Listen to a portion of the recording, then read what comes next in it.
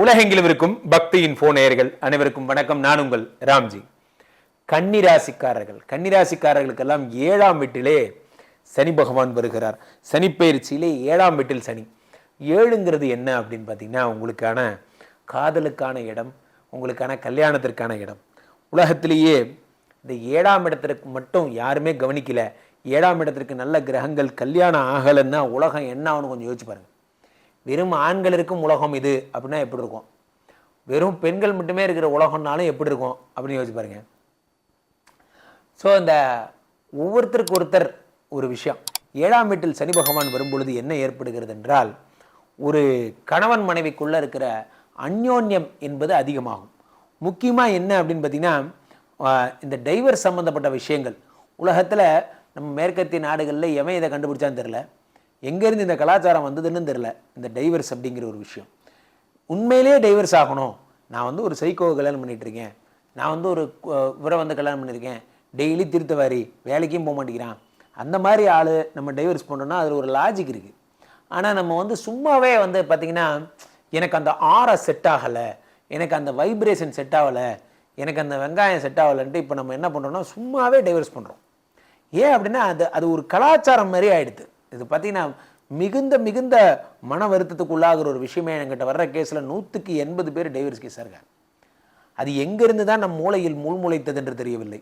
7ஆம் வீட்டில் வரக்கூடிய சனி பகவான் என்ன தருகிறார் என்றால், ஒரு அப்பா இருக்கார், ஒரு கணவன் இருக்கார், ஒரு கணவர் மனைவிக்கு எழுதுறார், அன்பே உன்னுடன் என்னால் வாழ முடியாது.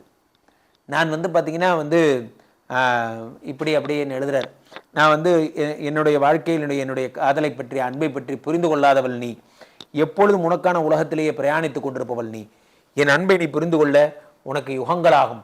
நான் எப்பொழுதும் வெற்றியை விரும்புபவன், அதை பற்றிய வேட்கை சிறிதுமில்லாமல் எப்பொழுதும் என்னை குடும்பம் எனும் ஒரு சிறிய அந்த குருவிக்கூட்டில் அடைக்க விரும்புகிறாய் அப்படிங்கிற மாதிரி ஒரு கணவர் எழுதுறார். அதுக்கு பதில் அந்த மனைவி எழுதுறா. என்ன எழுதுறேன்னா, நான் என்னுடைய வாழ்க்கையை ஒரு சிங்கத்துடன் ஒரு கூண்டில் பகிர்ந்து கொள்ள விரும்பவில்லை.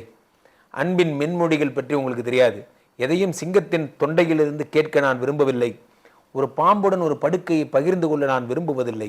இந்த மாதிரிலாம் மாற்றி எழுதுறாங்க. உனக்கு நான் துணை, எனக்கு நீ துணை என்பதுதான் வாழ்க்கை. உனக்கு நான் சுமை, எனக்கு நீ சுமை என்பது வாழ்க்கை அல்ல அப்படிலாம் எழுதுறாங்க. அப்போது ஒரு குழந்தை ஒன்று, அவங்களோட குழந்தை எழுதுறா, அப்பா நீ மட்டும் சிறிது பேசிவிட்டால் அம்மா அழுது விடுவாள். அம்மா நீ மட்டும் நீ பேசிவிட்டால் அப்பா அழுதுடுவார். மன்னிக்கு தெரிந்தவர்கள் தான் என் வகையில் மனிதர்கள். உலகத்தில் மன்னிக்கு தெரிந்தவர்கள் தான் மனிதர்கள். ஒருவேளை நீங்கள் மன்னிக்க முடியாத குற்றத்தை நான் ஏதேனும் செய்துவிட்டால் என்னையும் நீங்கள் வீட்டை விட்டு அனுப்பி விடுவீர்களோ என்று பயப்படுகிறேன். நீங்கள் அனுப்புறதுக்கு முன்னாடி நானே போயிடுறேன் அப்படின்னு சொல்லி அந்த குழந்தை போயிடுச்சான். அந்த மாதிரி ஒரு சின்ன விஷயம் யோசிங்க. 7ஆம் வீட்டில் வரக்கூடிய சனி பகவான் மன்னிப்பை தரக்கூடியவர். ஏன் ஒரு தடவை மன்னிச்சா என்ன? நம்மளுடைய வாழ்க்கை துணையை ஒரு தடவை மன்னிச்சா என்ன? ஒரு நிமிஷம் யோசிங்க, சரியாயிடும். ஸோ இதெல்லாம் இப்போவும் சொல்கிறேன், இதெல்லாம் நான் சொல்கிறதெல்லாம் நல்ல காதலுக்கு. ஸோ இது வீணாக போனது, இது வாழவே வாழாது, அதை விட்டுருங்க. அவங்க கதைக்கே நான் வரல, நான் நல்ல காதலுக்கு சொல்கிறேன். அவங்கள ஒரு தடவை மன்னிச்சு பாருங்கள்.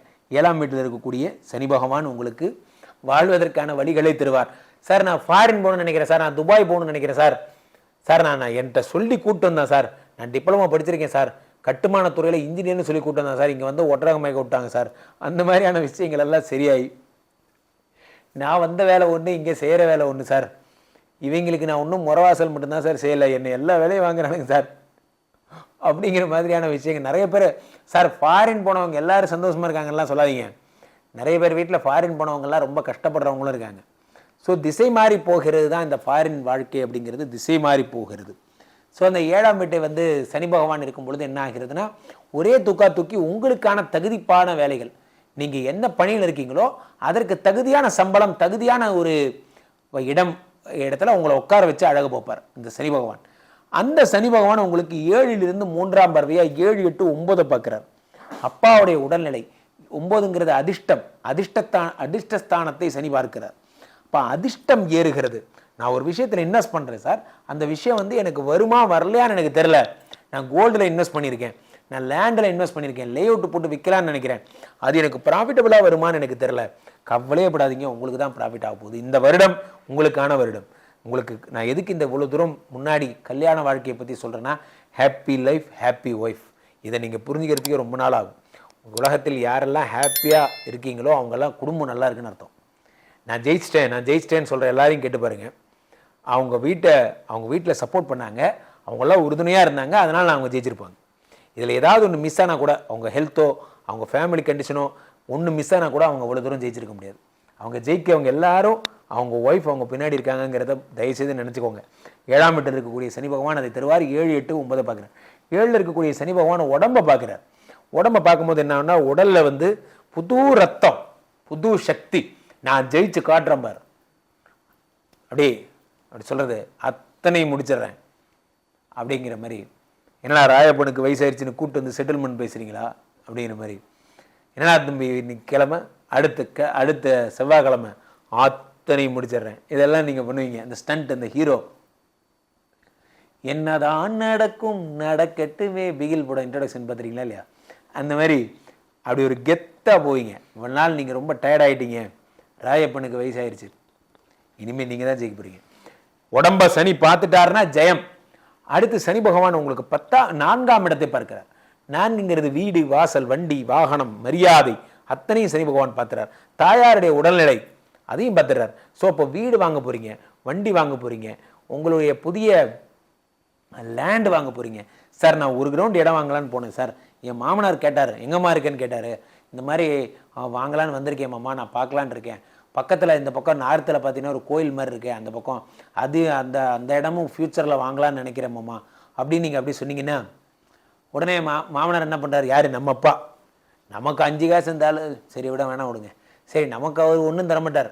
அது என்னமோ அவருக்கு புதுசாக ஒரு பொண்ணு கிடைச்சிருச்சு, நம்ம ஒய்ஃபை அப்படியே ஒரு பொண்ணு தான், எனக்கு புள்ள இல்லைப்பா, புள்ள இருக்குது பொண்ணு இல்லைப்பா, என் பொண்ணுன்னு தலைமையில தூக்கி வச்சாடி. நிறைய பேரை இப்படி தான் விட்டு ஃபோன் பண்ண விடுறது. ஆனால் உனக்கு என்னம்மா ராஜாத்தி, நான் தரமா அப்படின்னு ஒரு 10 லட்ச ரூபா, ஓகே முடிஞ்சு போச்சு, அந்த இடமும் உங்களுக்கு கிடைச்சிரும். சார் எப்படி நடந்தால் என்ன, நம்ம கேட்டால் நம்ம எப்போ தர போகிறது இல்லை, நம்ம ஒய்ஃப் மேலே இருக்கிற மரியாதைக்காவது கொடுக்கட்டுமே. சில பேருக்கு ரிவர்ஸாக நடக்கும். இவர் மாமனார்ட்ட வாங்குவார், வணக்கம் அம்மா, நல்லா இருக்கீங்களா, நல்லா இருக்கேன். என்ன மாப்பிள்ள உங்கள் ஒய்ஃப் எப்படி இருக்காங்க, ஏன் அம்மா கேட்குறீங்க, நீங்கள் எங்கே இருக்கீங்க, இப்போ தான் ஒரு ரவுண்டு முடிஞ்சது, வீட்டில் ஒரே சண்டை, வெளியே தான் மாப்பிள்ள இருக்கேன், வாங்கலாம் போகலாம். நிறைய பேர் மாமனார் மாப்பிள்ள தான் இப்போ வெளியே தீர்த்த வரையில் தான் சந்திச்சுக்கிறதே. என்ன மாப்பிள்ள விடு மாப்பிள்ள, நம்ம வாங்கிட்டு வந்தோம் வரோம் மாப்பிள்ள, என்ன பண்ணுறது, என் பொண்டாட்டி அப்படி தான் இருக்கா, உன் பொண்டாட்டி அப்படி தான் இருக்கா, சரி இப்போ நீ என்ன பண்ண போகிறீங்க, இந்த லேண்டு வாங்கலாம்னு நினைக்கிறேன், கவலைப்படாது பிளஸ்டு, நான் கையில் பிஎஃப் வாங்கின பணம் ஒரு 10 லட்சம் இருக்குது, அதை தந்துடுறேன், இந்த மாதிரிலாம். ஸோ இன்றைக்கி உறவுகளே பார்த்தீங்கன்னா இதெல்லாம் காம்ப்ளிகேட்டடான உறவுகளோ ஆண்கள் அதில் அழகாக கடந்து போய்டுறாங்க. உண்மையிலே தீர்த்தவாரி எதுக்கு ஹெல்ப் பண்ணுதோ இல்லையோ, உறவுகளை மேம்படுத்தி விட்டுருது. பெண்களுக்கு அந்த ஆப்ஷன் இல்லை. பார்த்தீங்கன்னா மாமனார் மருமகளும் இன்றைக்கி வரைக்கும் சண்டை தான், என் பொண்டாட்டி எங்கள் அம்மாவும் இன்றைக்கி வரைக்கும் சண்டை தான். ஆனால் நானே என் மாமனார் ரொம்ப க்ளோஸ் ஃப்ரெண்ட்ஸ். ஸோ அது அப்படியாக அர்த்தமாக சொன்னாங்கோ, பெரியவங்க ஆழமாக சொன்னாங்கோ, அத்தை தண்ணி ஊற்றி லைட்டாக சொன்னார் அப்படிங்கிற மாதிரி அழகாக அவர் சொல்லிடுவார். சொல்லதை கேட்டால் 4ஆம் இடத்தை மாமனார் பார்க்குறார், 4ஆம் இடத்தை அப்பா பார்க்குறார் அப்படின்னா வச்சுக்கலாம். இவங்க 2 பேரோட சப்போர்ட்னால லேண்ட் வாங்க போகிறீங்க, பெருசாக ஜெயிக்க போகிறீங்க. உங்களுக்கு பெரியவங்க அனுகிரகம் உண்டு. கன்னிராசிக்காரர்கள் மாபெரும் சிறப்பு அடைய போகிறீர்கள். உங்களுக்கு இருக்கிற ஒரே பிரச்சனை 7ஆம் வீட்டில் வரக்கூடிய சனி பகவான். பழைய காதலை தூசி திட்டி எடுத்து அவங்களோட வாழ ஆரம்பிங்க, சந்தோஷமாக இருப்பீங்க.